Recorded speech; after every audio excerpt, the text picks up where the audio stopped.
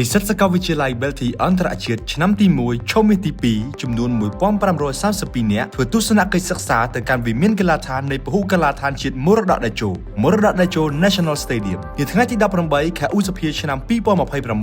ឧត្តមលីណាវុធសមាជិកគណៈកម្មាធិការកណ្ដាលសសយក និងជាសាកលវិទ្យាធិការសាកលវិទ្យាល័យ Belty អន្តរជាតិបានដឹកនាំនិស្សិតសាកលវិទ្យាល័យ Belty អន្តរជាតិទីតាំងទី1ទួលស្លែងឆ្នាំទី1ឈុំទី2ចំនួន 373 នាក់ធ្វើដំណើរទស្សនកិច្ចសិក្សាទៅកាន់វិមានកីឡាដ្ឋាននៃពហុកីឡដ្ឋានជាតិមរតកតេជោ National Stadium ដែលជានិមិត្តរូបនៃការរីកចម្រើននិងសមិទ្ធផលដ៏ល្អប្រណិតរបស់ប្រទេសកម្ពុជាដែលត្រូវបានដាក់សម្ពោធឲ្យប្រើប្រាស់ជាផ្លូវការក្រោមអធិបតេយ្យភាពដ៏ខ្ពង់ខ្ពស់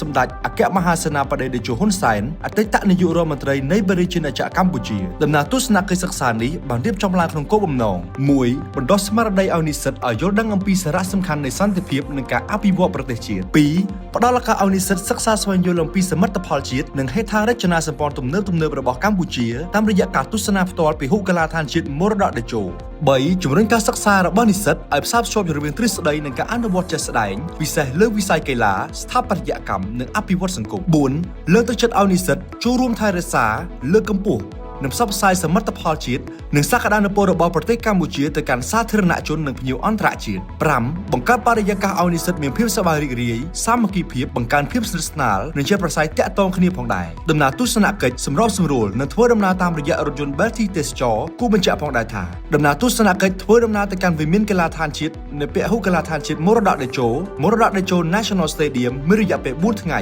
គឺថ្ងៃទី18 ទី25 ទី 26 និងទី 29 ខែឧសភាឆ្នាំ 2026